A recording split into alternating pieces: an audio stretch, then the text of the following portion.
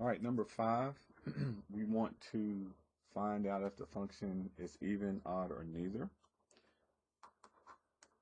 So we have g of x is equal to 3x to the 4th plus 5x squared minus 7, all divided by x to the 5th. And in order to do that, we have to find g of negative x and then negative g of x. Okay. So remember, we're going to plug a negative x in. If the power is even, it will stay the same sign.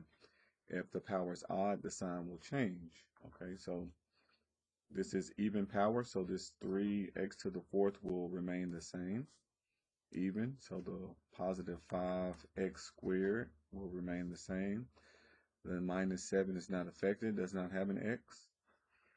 The x to the 5th, however, will change signs. It will become negative. Okay. Normally we just put that negative out front, so it's kind of easy to see.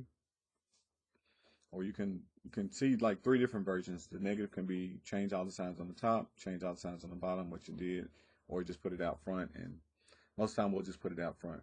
So I'm going to write it 3x to the 4th, 5x squared minus 7 all over x to the 5th, and then this negative out front. So this is the new, the g of negative x, original g of x, and then negative g of x, just put the negative out front, and again, you could distribute it to the top or the bottom, but putting it out front will just really give us all that we need.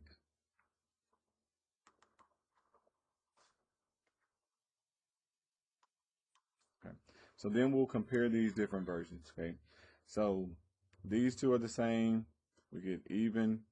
These two are the same, we get odd. And then you can look at this one being the same as this one, the first and third one, that would be x-axis, but we haven't really talked about x-axis symmetry. A-X-I-S. Okay. So we look at these two. This one is positive. This one has the minus sign, so it is not even. We compare these two. Looks to be exactly the same, so we will say it's odd. So this function is odd.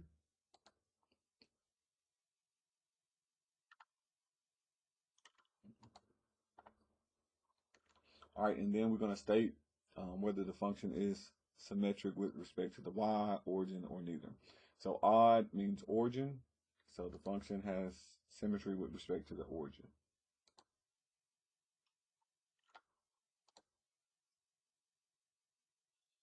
Number 6, it says if the function g is symmetric with respect to the origin and the point -7, 8 is on the graph of g, name another point on the graph of g.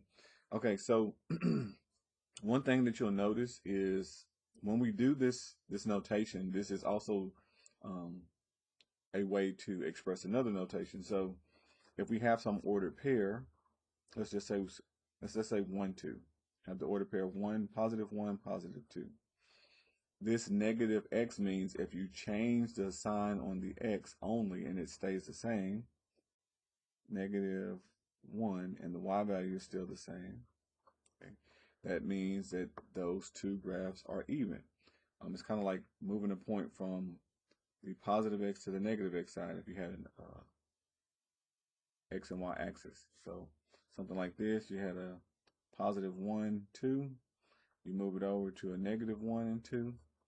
It's just a mirror image across. So that's one thing you'll notice. This one means you would change the sign on the x and the y. So if I had some ordered pair, positive 1, 2, and then I have the ordered pair -1 and then -2, those two would match, means it has origin symmetry. So if we're told that it has origin symmetry, 1 changes the x, 1 changes,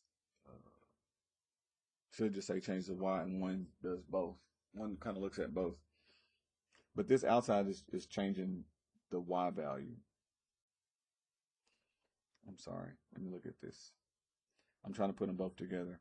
This negative on the outside is just really focusing on changing the y value. So, but when you do both, if you change the x and the y and you still get the same output, they match up. So the long and short of it is we want to change both values. So if I know that it's odd and negative 7, 8 is on there, I'm going to change the x and the y. And if positive 7 and negative 8 is on there, then I know it has origin symmetry.